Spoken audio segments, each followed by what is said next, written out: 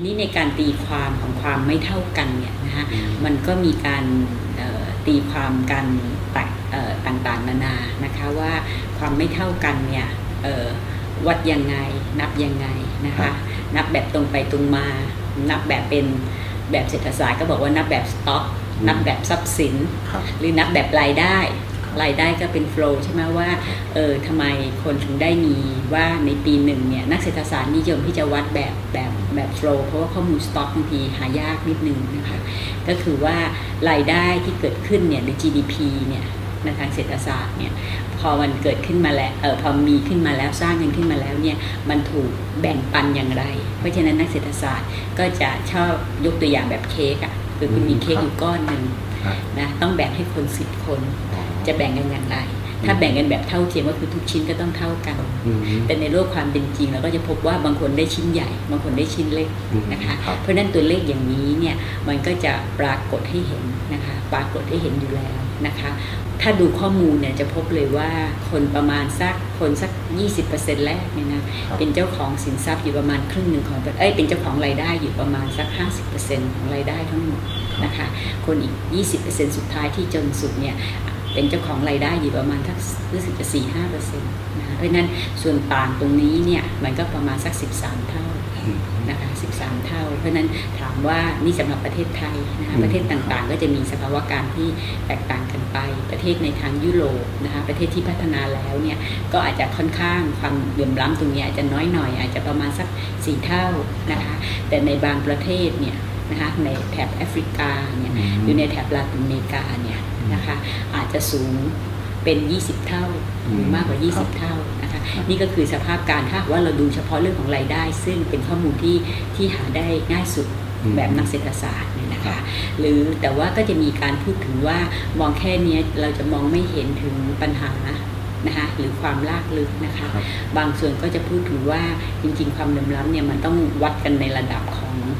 ที่เป็นสต็อกก็คือของทรัพย์สินที่ครอบครองนะคะว่ามันแตกต่างกันอย่างไรของแต่ละบุคคลนะคะซึ่งจากตรงนั้นเองเนี่ยมันก็ยังนำไปสู่ตรงที่ว่าบางส่วนนี้ว่าและสาเหตุเนี่ยนะคะของการ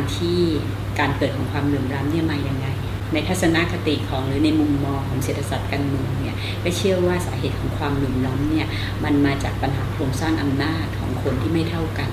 ใครมีอำนาจมากก็จะได้ครอบครองรายได้ครอบครองทรัพย์สินมากใครมีอำนาจน้อยก็จะสามารถครอบครองนะคะทรัพย์สินหรือรายได้เนี่ยนะคะได้น้อยนะคะเพราะฉะนั้นมันก็เป็นเรื่องที่เกาะเกี่ยวกันนะคะหรือนะคะในบางส่วนซึ่งอันนี้ระบบในเรื่องของโครงสร้างอำนาจที่ไม่เท่าเทียมกันเนี่ยมันก็สะท้อนไปในหลายๆเรื่องนะคะปัญหาในหลายๆเรื่องเช่นปัญหาในเรื่องของกรรมสิทธิ์ในเรื่องของกรรมสิทธิ์ในเรื่องของทรัพยากร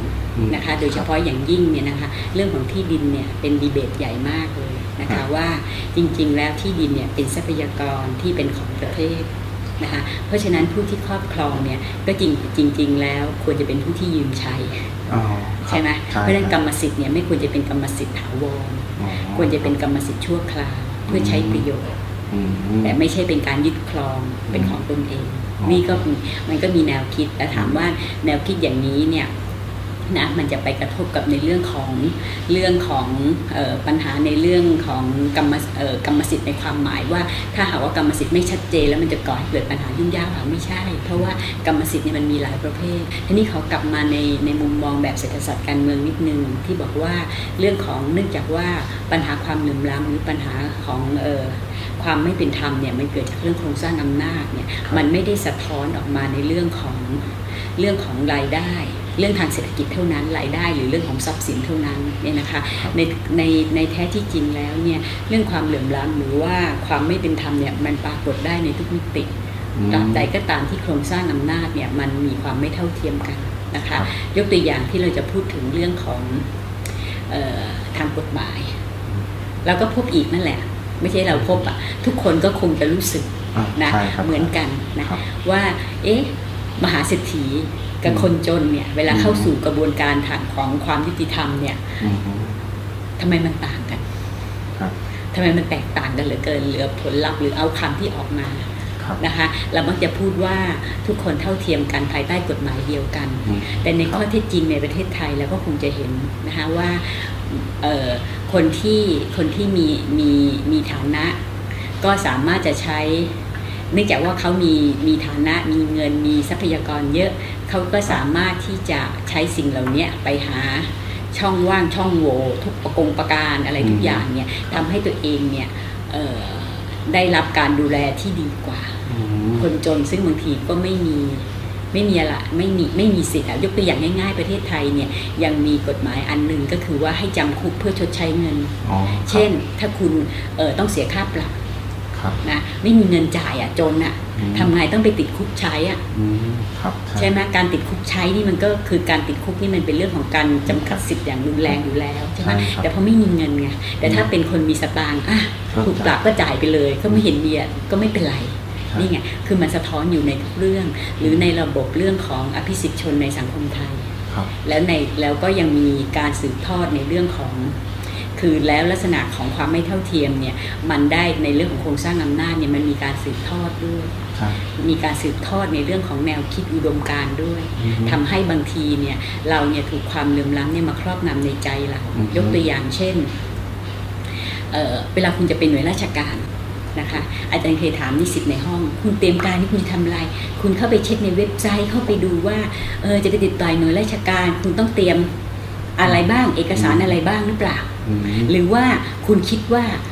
ในหน่วยนั้นคุณรู้จักใครปรากฏว่าคำตอบที่ได้เนี่ยจะบอกว่าคิดว่ารู้จักใครเกือบค่อนห้องใช่อันนี้มันสะท้อนให้เห็นว่าอันนี้มันจากประสบการณ์จากอะไรทั้งหลายเนี่ยถูกปลูกฝังจะถูกปลูกฝังลงมาว่าวิธีการก็คือว่าถ้าเขาจะทำให้เรื่องของเขาเสร็จสิ้นหรือได้รับการอะไรทั้งหลายเนี่ยก็คือต้องรู้จักใครซึ่งการรู้จักใครเนี่ยถามคำถามก็ง่ายๆเนี่ยนะฮะคนตัวเล็กตัวน้อยเนี่ยจะไปรู้จักใครใช่ไหมก็จะไม่ค่อยรู้จักใครนะฮะส่วนคนที่มีเงินมีอำนาจรู้จักทั้งนั้นนะแล้วคนก็อยากรู้จักด้วยกับคนมีเงินมีอำนาจนะคะเพราะฉะนั้นก็จะได้รับการปฏิบัติที่ดีกว่านะคะเพราะฉะนั้นในเรื่องของเนื่องจากโครงสร้างอำนาจที่ไม่เท่ากันมันเลยไปสะท้อนอยู่ในมุมมองในผลทุกเรื่องที่เกิดขึ้นในสังคมมันคือเรื่องของโครงสร้างอำนาจนี่มันครอบความคิดของคนในสังคมด้วยหรือเปล่าครับอาจารย์ที่ทำให้ทุกคนมองว่าตัวเองรู้จักใครตัวเองรู้จักคนนี้ดีกว่าทำให้ความเหลื่อมล้ำนี่มันยังมีคงตัวอยู่ไปเรื่อยๆก็เป็นด้วยเพราะว่าเนื่องจากว่าการสืบทอดในเรื่องของอุดมคติเนี่ยนะแนวคิดวิธีคิดเนี่ยนะคะเข้าไปสู่ในเชิงวัฒนธรรมเนี่ยมันก็จะสืบทอดความคิดต่อไปนะคะเพราะว่าคนตัวเล็กตัวน้อยก็ยังมีความรู้สึกว่าตัวรีบแล้วการที่คนอื่นทำอะไรที่มีอภิสิทธิ์เนี่ยนะคนที่มีอำนาจมีอะไรแล้วมีอภิสิทธิ์ก็รู้สึกว่าเป็นเรื่องที่ถูกต้องนะคะเพราะฉะนั้นก็ไม่คิดว่าจะต้องเปลี่ยนแปลงอะไรนั่นแสดงว่ามันเป็นเรื่องของทัศนคติด้วยครับอาจารย์ของคนที่มันดำรงชีวิตกันอยู่ทุกวันนี้ว่าแบบความเหลื่อมล้ำเนี่ยมันเป็นเรื่องของวิถีชีวิตในปกติในปัจจุบันถูกทำให้เป็นวิถีชีวิตถูกทำให้เป็นวิถีชีวิตในปัจจุบันแต่ว่าสาเหตุหรือที่มาจากอะไรก็จะมาจากในเรื่องของโครงสร้างอำนาจที่ไม่เท่าเทียมกันครับแล้วอาจารย์มองว่าอะไรของตัวโครงสร้างอำนาจเนี่ยมันเป็นอะไรมันมาทำให้เกิดโครงสร้างอำนาจแบบนี้ขึ้นมาครับอะไรทำให้เกิดโครงสร้างอำนาจแบบนี้นะคะดิฉันคิดว่ามันก็จะมีส่วนที่การเกิดของโครงสร้างอำนาจแบบนี้มันก็มีที่มาในหลายๆอันนะคะตั้งแต่ในเรื่องของในเชิงเศรษฐกิจนะคะในเชิงเศรษฐกิจเราก็จะเห็นอยู่แล้วว่าในเชิงเศรษฐกิจเนี่ยการสะสมความมั่งคั่งของทุนนะคะก็จะทำให้มีอำนาจทางเศรษฐกิจและเมื่อมีอำนาจทางเศรษฐกิจก็จะใช้อำนาจทางเศรษฐกิจที่ทำให้ตัวเองมั่งคั่งขึ้นนะคะส่วนในเชิงของอำนาจในเชิงของไม่ใช่อำนาจทางการเมืองมันก็มีการมันมักจะเกิดขึ้นในสังคมที่ไม่เป็นประชาธิปไตยใช่ไหมคะในสังคมที่ไม่เป็นประชาธิปไตยในสังคมที่ไม่เป็นประชาธิปไตยเนี่ยมันก็จะถูก ก็จะไปสร้างกลไกหรือเครื่องไม้เครื่องมือในเชิงต่างๆยกตัวอย่างเช่นถ้าหากว่าเรามองย้อนกลับไปดูเนี่ยนะคะเรามองย้อนกลับไปดูวิทยานิพนธ์ของนิสิตคนหนึ่งของเศรษฐศาสตร์การเมืองเนี่ยนะคะเขาก็ศึกษาเกี่ยวกับเรื่องของการปฏิรูปหลักสูตรตั้งแต่ 2475 เป็นต้นมาหลักสูตรการเรียนหนังสือใช่ไหมการเรียนหนังสือการเรียนหนังสือว่าพอคุณขึ้นมามีอำนาจเนี่ยนะคะคุณก็พยายามที่จะคุณก็ต้องพยายามสร้างทำยังไงให้ประชาชนยอมรับการมีอำนาจนะคะที่จริงเขาทำตั้งแต่ก่อน 2475 นะคะทำตั้งแต่เราเริ่มมีการให้การศึกษาที่ในเชิงการศึกษาทั่วไปนะคะแล้วก็มันก็จะมีหลักสูตรนะคะทีนี้ในหลักสูตรต่างๆเนี่ยมันก็จะมีลักษณะว่าตั้งแต่ 2475 เนี่ยเราอาจจะมีรัฐบาลประชาธิปไตยอยู่พรรคหนึ่งแล้วก็มีรัฐบาลเผด็จการมีอะไรอย่างเงี้ยนะคะตัวหลักสูตรเองมันก็จะสะท้อนนะคะสะท้อนเกี่ยวกับเรื่องนี้ด้วยเพราะว่าพอในช่วงที่เป็นเรื่องของอะไรรัฐบาลที่มาจากเผด็จการเนี่ยก็อาจจะเน้นหน่อยหน้าที่พลเมืองนะคะในเรื่องของการต้องเชื่อฟังในเรื่องของการปฏิบัติตามแต่ว่าไม่ได้สอนแนวคิดในเรื่องของพลเมืองเลยทั้งที่ในสังคมประชาธิปไตยเนี่ยเราต้องสอนแนวคิดในเรื่องของพลเมืองความรู้ความเข้าใจในเรื่องของสิทธิและรวมถึงหน้าที่แต่ว่าพอในช่วงนั้นนะคะ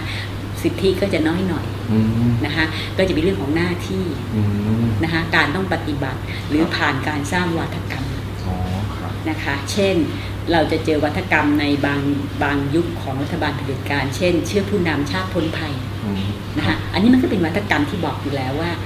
ให้เชื่อผู้มีอำนาจ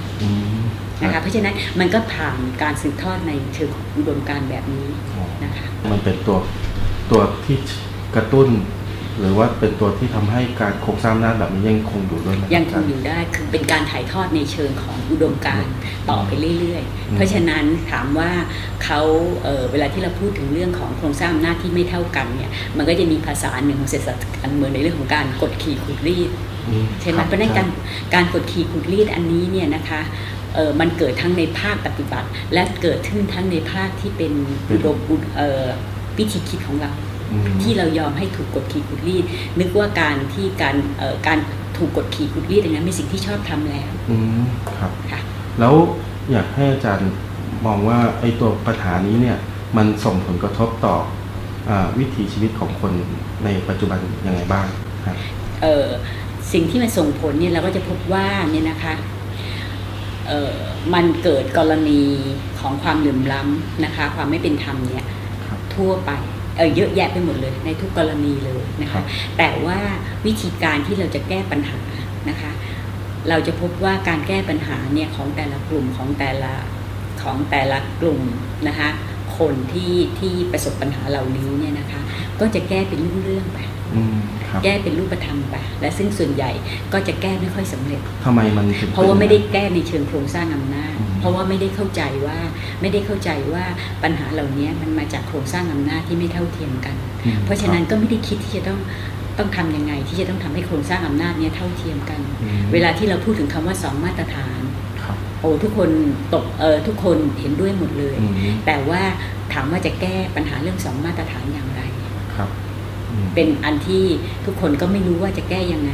เพราะว่าไม่ได้ไปคิดที่จะไปแก้เรื่องของตัวโครงสร้างอำนาจครับแล้วไอ้ปมโครงสร้างอำนาจเนี่ยมันน่าจะถูกกระเทาะออกมาหรือแก้ออกมาด้วยวิธีการแบบไหนโดยวิธีแบบไหนก็คือต้องสร้างสังคมให้มันเป็นประชาธิปไตยมากขึ้นนะคะขณะเดียวกันเมื่อกี้ที่พูดถึงเรื่องโครงสร้างอำนาจเนี่ยเมื่อกี้เราพูดถึงโครงสร้างอำนาจทางการเมืองแล้วก็พูดถึงโครงสร้างอำนาจทางเศรษฐกิจไม่ได้กล่าวถึงว่าโครงสร้างอำนาจทางเศรษฐกิจกับการเมืองเนี่ยมันมีการเชื่อมสัมพันธ์กันใช่ไหมคะผู้มีอำนาจทางเศรษฐกิจก็พยายามที่จะไปมีอำนาจทางการเมืองผู้มีอำนาจทางการเมืองก็จะแสวงหาความมั่งคั่งด้วยจากอำนาจทางการเมืองที่มีเพราะฉะนั้น2กลุ่มเนี่ยจะเป็นกลุ่มที่ผูกสัมพันธ์กัน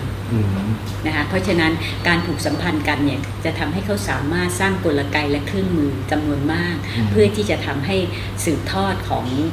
โครงสร้างของความไม่เป็นธรรมเนี่ยต่อไปนะคะแล้วอย่างกรณีอย่างเช่นกลุ่มทุนทุกวันนี้เนี่ยถือครองทรัพย์สินขนาดใหญ่อยู่แล้วขณะที่คนจนเนี่ยก็ยังเรียกว่าแทบจะไม่มีสิทธิ์ที่จะไปครองทรัพย์สินเพิ่มหรือไม่มีสิทธิ์ที่จะเข้าถึงทรัพย์สิน ไอ้ช่องว่างที่ใหญ่ขนาดนี้เนี่ยมันจะมีโอกาสจะลดลงในอนาคตไหมครับยกตัวอย่างเช่นนะคะช่องว่างนี้จะลดลงไหมในอนาคตคงไม่ง่ายยกตัวอย่างเช่นเนี่ยประเทศไทยไม่ประสบความสำเร็จเท่าไหร่ในยุคสมัยที่ผ่านมานะคะแล้วก็ไม่รู้จะประสบความสำเร็จหรือเปล่าเนี่ยในเรื่องของยกตัวอย่างเรื่องที่ดินนะคะคำถามที่เกิดขึ้นก็คือว่านะคะมันก็มีข้อเสนอว่าคนที่ครอบครองทรัพยากรที่ดินเนี่ยซึ่งเป็นทรัพยากรที่มีอยู่อย่างจำกัดนะคะแล้วจริงๆแล้วมันก็เป็นส่วนหนึ่งของทรัพยากรธรรมชาติของประเทศนะคะครอบครองไปแล้วเนี่ยควรที่จะต้องจ่ายภาษีเพราะว่าเมื่อคุณครอบครองคนอื่นไม่มีสิทธิ์ใช่ไหมคุณควรจะต้องจ่ายภาษีนะคะออกมาแต่ก็ปรากฏว่าภาษีในเรื่องของที่ดินออกไม่ได้ใช่ไหมคะเพราะอะไรเพราะว่าคนที่ออกกฎหมายคือคนที่เป็นเจ้าของที่ดินคนของที่ดินจำนวนมากอันนี้ก็เป็นข้อมูลที่ชัดเจนใช่ไหมคะว่าเวลาเปิดเผยทรัพย์สินเนี่ยนักการเมืองเราเนี่ยโอ้โหมีที่ดินกันแบบมโหฬารใช่ไหมเขาก็ไม่ยอมออกนะแต่ที่สำคัญมากกว่านั้นเนี่ยนะคะก็คือว่าประชาชนหรือเกษตรกรบางส่วนก็ไม่มีความเข้าใจก็เห็นด้วยไม่มีก็ดีเพราะว่ามีฉันต้องจ่ายด้วยแต่ในข้อที่จริงสิ่งที่เกษตรกรจ่ายเนี่ยทั้งหลายจากการครอบครองเนี่ยเมื่อคิดเทียบกับสิ่งที่คนที่ครอบครองที่ดินรายใหญ่เจ้าที่ดินรายใหญ่เนี่ยโอ้มันเป็นเศษเสี้ยวนิดเดียวเองใช่นะคือเขามองไม่เห็นในก้อนข้างหน้าไงมองแต่ตรงนี้ว่าจะต้องอย่างไรแต่มองไม่เห็นภาพทั้งหมดอันนี้ก็คือตัวอย่างว่าทำยังไงที่ว่าคนที่มีอำนาจทางเศรษฐกิจอำนาจทางการเมืองเนี่ยมันก็จะออกกฎกติกาและถ้าจะว่าเราจะพยายามที่จะให้แก้กฎกติกาเหล่านี้เนี่ยคนที่มีอำนาจเนี่ยก็ไม่ยอมเพราะฉะนั้นคนที่จะต้องเรียกร้องเรื่องนี้ก็คือประชาชนนะถ้าประชาชนบอกว่าต้องออกคำถามก็คือว่าฝ่ายการเมืองจะบอกว่าไม่ออกได้ไหมไม่ได้นะคะมันแสดงว่ามันต้องเพิ่มอำนาจของฝั่งที่เป็นพลเมืองเพื่อมาคานแล้วก็เพิ่มแรงกดดันให้กับฝั่งผู้ที่มีอำนาจทางการเมืองกับทางเศรษฐกิจในการลดความเหลื่อมล้ำเองลงมาเองถูกไหมครับอาจารย์แล้วอยากให้อาจารย์จินตนาการของสังคมไทยสัก20 ปีข้างหน้าครับว่าแบบความเป็นธรรมในทางสังคมรูปแบบนี้จะเป็นยังไงจินตนาการแค่5 ปียังจินตนาการไม่ออกเลยว่าความขัดแย้งทางการเมืองในปัจจุบันมันจะคลี่คลายยังไง